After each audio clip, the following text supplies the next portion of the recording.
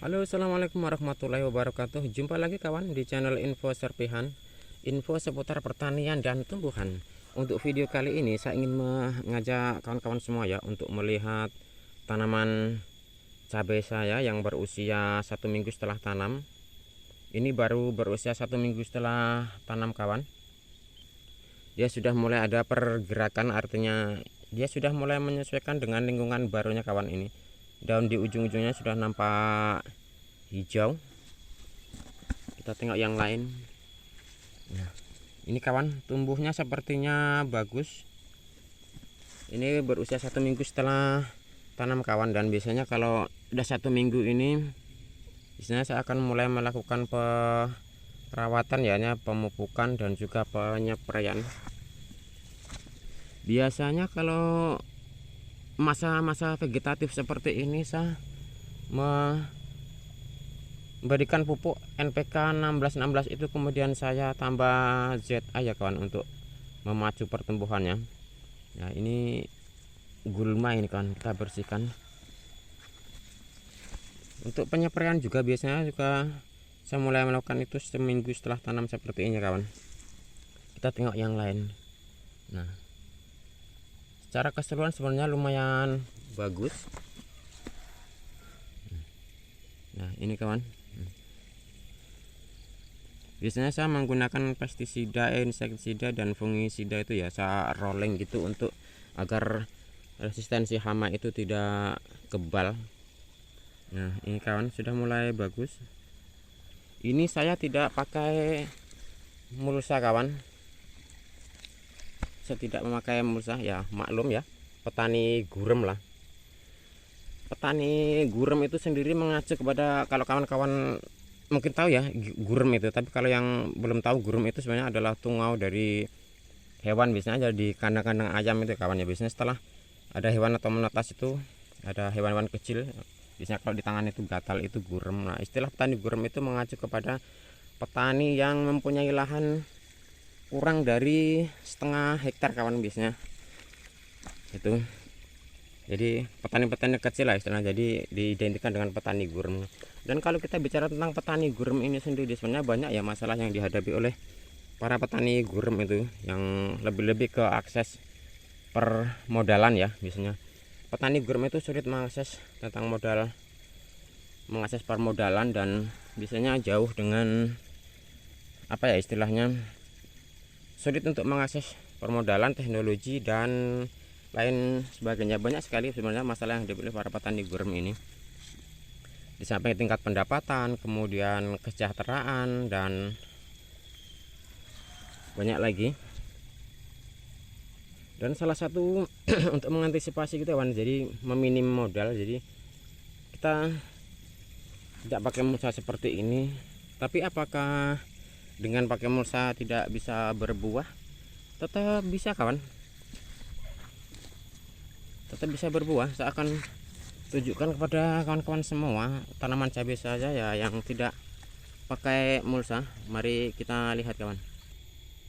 Nah, ini kawan, ini tanaman cabai saya yang sudah mulai berbuah, dan ini juga buahnya banyak. Nah, ini kawan lihat, ini juga tanpa mulsa kawan. Nah, ini tengok kawan, ini tanpa mulsa, artinya tanpa mulsa pun tetap bisa menghasilkan pohon cabai yang subur dan buahnya juga banyak kawan. Nah, ini buahnya juga besar-besar. Intinya kita bisa, artinya jangan patah semangat ya, artinya ketika modal minim dan lain sebagainya, tetap kita harus semangat. Dan seberapapun lahan yang kita miliki, tetap kita harus mensyukurinya ya, beberapa meter yang kita ambil, karena banyak sekali orang yang puluhan meter kadang mereka tidak punya lahan ya. Nah, ini kawan, beberapa sudah mulai ada yang merah berbuah. Ini kawan, ini tanpa mulsa kawan. Nah, kawan bisa tengok, ini tanpa mulsa. Nah, tetap bisa berbuah, artinya seberapapun lahan yang kita miliki, tetap kita harus mensyukurinya, karena banyak sekali orang yang hanya puluhan meter pun mereka tidak punya lahan, untuk bertani pun jadi susah. Intinya bersyukur adalah kuncinya, dan kita harus berkreatif lah Dan untuk mengatasi pupuk biasanya ya, kalau untuk pupuk kimia dirasa mahal, ada beberapa alternatif yang bisa kita gunakan. Kita bisa menggunakan pupuk organik ya, dengan rendaman air tembakau itu juga bisa dicampur dengan deterjen untuk sabun cuci piring itu ya, sebagai perekat. Kemudian dengan bawang putih itu juga bisa menjadi sejenis pestisida. Intinya kalau sulit mengakses permodalan dan pupuk kimia terasa sangat mahal, kita bisa menggunakan pupuk organik ya kawan. Nah, ini kawan, dia tetap menghasilkan buah dan lumayan juga subur. Ini pohonnya tinggi kawan. Nah, buahnya sudah mulai banyak.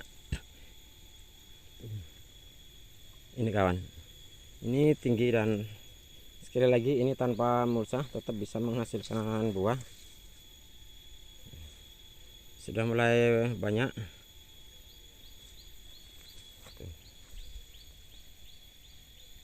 Memang pestisida organik memang membutuhkan sedikit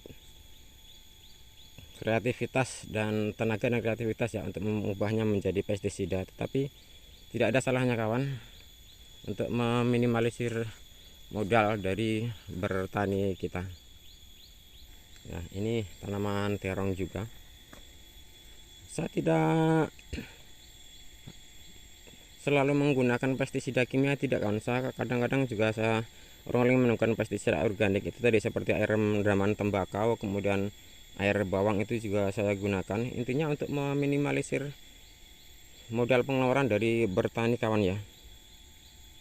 Dan ini tanaman cabai saya ya, yang sudah berusia beberapa hari. Jadi beberapa lahan ini saya tanamnya sudah ada yang berbuah, sudah ada yang baru saya tanam 1 minggu, kemudian yang sudah mulai memasuki masa generatif, sudah mendekati mulai menumbuh tumbuh bunga. Intinya memanfaatkan lahan saja kawan, berapa meter pun kita harus tetap mensyukurinya. Nah, ini kawan, ini juga yang sudah mulai masuki masa generatif. Saya tidak selalu menggunakan pestisida kimia, tidak kawan. Saya kadang menggunakan pestisida organik juga. Tetap bersyukur dan semangat kawan. Dan mari kita terus belajar agar dunia pertanian kita semakin maju, petani kita semakin cerdas, dan hasilnya semakin berkualitas. Assalamualaikum warahmatullahi wabarakatuh.